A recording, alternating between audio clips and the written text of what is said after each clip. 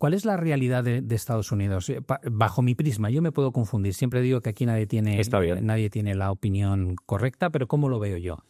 Estados Unidos, después de una crisis en 2008 que es una auténtica hecatombe porque casi se carga el sistema financiero como lo conocemos, entra en una nueva dinámica de estímulo que le llamamos quantitative easing, que es QE, que básicamente consiste en una vez he bajado el precio del dinero al 0% y ya no puedo bajarlo más, me tengo que inventar algo para sacar de la gran crisis de 2008 a Estados Unidos, y deciden pues darle a la maquinita, crear más dinero y con ese dinero comprar deuda que emite el propio Tesoro de Estados Unidos. O sea que dices, tienes a un banco central que está estimulando con la compra de la deuda que emite el propio gobierno de ese banco central y todo eso lo inyectas en el sistema y en un momento dado el presidente de la Reserva Federal, en aquel momento era Bernanke, te dice, aunque nuestro mandato es controlar la inflación y crear pleno empleo y hacer crecer la economía al máximo, eso es lo que pone en las bases de la Reserva Federal, que es el Banco Central estadounidense, te dice,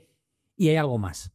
Si yo consigo intervenir el mercado de renta variable, creo confianza y con eso mayor consumo e inversión y mayor crecimiento. Esa es su tesis. Es verdad, consigue que la bolsa suba mucho, consigue que el mercado inmobiliario suba mucho, pero realmente la economía no crece más de lo que crecía antes. Con lo cual empieza a haber una sensación que tú como investigador dices, has llevado a cabo un pronóstico de que haciendo esto ibas a obtener este resultado y no se está dando, pero no por ello cambias la dinámica. Y aparece 2020 con el COVID. Y en lugar de decir, lo que he hecho hasta ahora no es precisamente lo ideal porque cada vez estamos más endeudados y no crecemos más, pues cuando llega el COVID lo que haces es ahora por 3. Ahora, lo que he hecho durante la década anterior, ahora a muerte. Tipos al cero, ilimitado, y eso acaba generando unas presiones inflacionistas tremendas. Y llegamos a hoy y dices, vale, ¿cuál es la foto hoy después de 15 años de excesos? Digo, que has pasado de tener una deuda que antes era el 60% del valor de la economía estadounidense a ser el 122%, es decir, has duplicado cuánto te has endeudado para crecer menos de lo que crecías antes y empieza a ser insostenible porque ya cada año destinas 1,2 billones de dólares solamente a pagar los intereses de esa deuda. Eso es más de lo que te gastas en defensa la primera potencia económica y militar del mundo. Eso te da una idea de lo que estamos hablando. Y alguien dice, o le ponemos un remedio a esto o vamos a quebrar Estados Unidos. Y entonces aparece la figura de Donald Trump y te vende esta narrativa. No se preocupe usted, puedo bajar incluso impuestos y reducir ese déficit y reducir esa deuda. ¿Cómo? Lo van a pagar todos los demás. Lo que voy a hacer es que vía impuestos arancelarios voy a hacer un equilibrio en el mundo y voy a conseguir que el producto que me quieran vender tenga un sobrecoste y ese sobrecoste lo voy a ingresar yo y con eso voy a pagar la deuda. ¡Wow! Ese es su planteamiento. Y entonces la gente dice, me vas a bajar impuestos, vamos a estar con una situación financiera mucho mejor. Esto es maravilloso. Y dices, bueno, ya, pero es que ese sobrecoste lo vas a pagar tú como consumidor. Y luego te lo vende con la segunda parte bonita que te dice, y con esto voy a hacer tan caro para los demás vendernos los productos que lo que voy a conseguir es que se traigan las fábricas a mi país. Es decir, voy a hacer renacer todo lo que es la industria manufacturera estadounidense y empieza a poner ejemplos como los automóviles en Detroit, ¿no? En aquella época. Y dices, para. Y hay un momento que dices, ahí tienes que parar. Dices, perdóname, tú estás haciendo, estás desubicando producción manufacturera de bajo nivel productivo hacia economías emergentes donde pagas la hora a $1. Claro. Y son más eficientes ellos porque es mucho menos costoso fabricar allí y tú a cambio te dedicas a lo que tiene gran valor productivo, que es el sector servicios, donde dominas con tecnología y ves que las grandes multinacionales del mundo son estadounidenses, pues me da igual que sea un Apple, un Amazon, un Google, un Microsoft, un Nvidia. Y de repente a este tío se le ocurre decir, no, quiero volver a como era hace 100 años. Digo, estás de broma. O sea, ¿quieres traerte la producción que hacen en Vietnam y en China o en India a Estados Unidos, pagarla a precio del trabajador estadounidense y formarles, que ya no están formados en esas especialidades? Descuidando algo que te va increíble, que es la tecnología, ¿no? Efectivamente, dices, ¿y te han comprado esta historia? O sea, ¿has conseguido vender este modelo económico dentro de tu país hasta el punto de conseguir ganar las elecciones de la forma que lo has hecho. Entonces, en este momento estamos atendiendo a una situación que es totalmente aberrante. Hostia, Pablo, o sea, lo que me has pintado ahora me ha entrado un miedo un miedo, no lo sé. O sea, a lo mejor vamos a mejor, pero un cambio absoluto de... El partido lo está dominando ahora el otro equipo. ¿Cuánto tardas en traerte? Cuando la gente te dice, no, y que vengan a fabricar a mi país, ¿cuánto tardas en cambiar la infraestructura de un país y meterla en otro, si es que finalmente lo haces?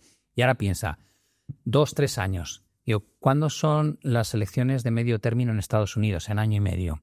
Si el desastre que provocan los mercados Donald Trump y las presiones de inflación son suficientemente altas, ¿qué probabilidad hay que de aquí a medio término Donald Trump pierda o bien el control del Congreso o el del Senado o los dos?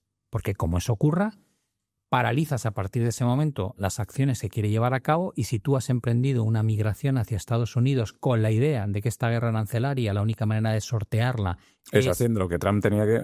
De repente has tomado una decisión estratégica que es un desastre. O si simplemente dentro de 4 años ya no puede ser reelegido, salvo que quiera cambiar la Constitución, porque no pueden tener más de 2 mandatos, y ese sería su segundo, y además tendría ya una edad de 82 años para cuando llegue el final de su término, y si el siguiente presidente es un poco más normal, tal vez no siga la línea de Trump, con lo cual tú, como CEO de una compañía, tienes que prever todas estas cosas porque estás haciendo inversiones a años vista, con lo cual el panorama desde el punto de vista empresarial de repente es de una incertidumbre de tal calibre más allá de cuando cambia de opinión cada 48 horas. Entonces, imagínate, si eres una gran empresa, ponerte ahora a saber... En manos de un tío que dices, no sabes ni por dónde puede salir. Efectivamente. Ya. Entonces, tengo ya demasiadas preguntas, Pablo. Si tú tuvieses que apostar por China o por Estados Unidos, ¿por quién apostarías? Yo apuesto por China, y no porque tenga una mentalidad comunista, ni muchísimo menos, sino porque creo que tienen una capacidad de elaborar estrategias a medio y largo plazo que no tienen el resto. Ayuda que sea un régimen autoritario que hace que Xi Jinping desde 2018 pueda gobernar prácticamente hasta que muera, lo cual le permite pensar en China en términos de qué quiero ser dentro de 15 años, cosa que no puede hacer ningún otro. Una economía planificada. Y sobre todo controlada. No nos engañemos, China no es el paraíso, ni muchísimo menos. Claro. Pero se ha demostrado en los últimos 50 años una capacidad de evolución que es brutal. De una economía puramente del sector primario, es decir, agricultura y ganadería, de repente a crear ciudades de la nada, crear una burbuja inmobiliaria y pincharla. Ves la renta per cápita, ves la evolución tecnológica. Jolín, al principio eran los juguetes, ¿no? Te llegaba el peluche made in Taiwan. Made in Taiwan, luego made in China, y ahora de repente estás hablando de que los coches BYD le dan sopas con onda a los vehículos europeos de mejor gama. O a Tesla. A Tesla, por supuesto. Es que Tesla yo no lo considero un gran vehículo porque leo mucho research, me gustan los coches y evidentemente lo ponen a caer de un burro. Gente que sabe mucho. Pero luego lo ves en la lucha con Huawei, que estaba en el modelo 5G muy por delante de la telefonía como la de Apple o la de Samsung, y lo descubres con la robótica y lo descubres ahora con DeepSeek y Manus, 2 IAs que utilizan componentes que no son de última generación de NVIDIA y aún así le hacen sombra a ChatGPT, a Gemini y a otras IAs como incluso Copilot, con lo cual... tú lo miras y luego, por supuesto, el acercamiento militar, en fuerza militar, y dices, oye, es que China es evidente que es el candidato a echarle un pulso a Estados Unidos por la primacía mundial. Y es algo que Estados Unidos no va a aceptar fácilmente y Donald Trump bajo ningún concepto. Vale, pero entonces, Pablo, como experto, si China toma el control, ¿todo nos irá mejor? No quiere decir que todo nos va a ir mejor. Yo creo que estamos viendo ahora mismo un cambio del orden mundial como nunca antes había ocurrido. Hemos pasado de un pilar donde la primera potencia económica del mundo marca unas líneas a seguir y se muestra como el soporte de todas las grandes organizaciones que rigen las democracias, tanto si hablamos del cambio climático como si hablas de la Organización de la Salud, del comercio. Estados Unidos juega un papel siempre preponderante, lo había jugado, y de repente alguien dice, no, yo no quiero jugar a este juego, yo me voy a centrar en mi ombligo, me voy a centrar en mí y allá vosotros, allá os las compondráis. Y dices, vale, y no solamente toma esa decisión, sino que dice, y además a partir de ahora lo que quiero lo voy a tomar. que quiero el control del canal de Panamá porque creo que lo está gestionando China y yo lo construí hace 60 años, pero no era para que los chinos lo construyesen, me lo quiero quedar, ya veré cómo lo hago, quiero Canadá, quiero Groenlandia, pues puedes querer muchas cosas. Putin también quiere sus cosas, quiere la URSS de vuelta. Dice, bueno, ¿y por qué no puedo tomar después de una parte de Ucrania los países balcánicos? Netanyahu tiene también sus ideas de lo que quiere y está ya empezando a tomar territorio gazatí y hacerlo israelí. Y dices, espera un momento, claro, Europa que ha dicho, o sea que... Nos rearmamos. Sí, claro, si esto va a consistir en función de la fuerza que tengo, hago lo que quiero, lo primero que tengo que hacer es hacerme fuerte. Y oímos 800.000 millones en 4 años de inversión para rearmar Europa y que tengamos un contingente militar al menos disuasorio, suficientemente fuerte como para que nadie pueda tomarnos como los débiles del planeta, ¿no? Y este modo de ver el mundo recuerda lo que ocurría en la primera parte del siglo pasado. El que puede, lo toma. Y ese es el nuevo orden que estamos generando. Y las autocracias son las que mandan. Y entre ellas se entienden. Al menos hemos visto el acercamiento de Donald Trump a Putin cuando parecía increíble, en detrimento de Zelensky y en detrimento de la Unión Europea. O el acercamiento de Trump a Netanyahu, a pesar de que toda la comunidad internacional lo está criticando. Y los 4 países que no tienen ni siquiera un 10% de aranceles de Estados Unidos son Cuba, Corea del Norte, Bielorrusia y Rusia. Son todas dictaduras. Uh-huh. Y dices, ¿qué ha pasado? Esto ha sido en un plazo de tiempo muy corto. No nos regimos como antes. Y la gente parece como que cree que es continuismo. Y dices, no. Esto es un antes y un después. Y va a tener repercusiones enormes.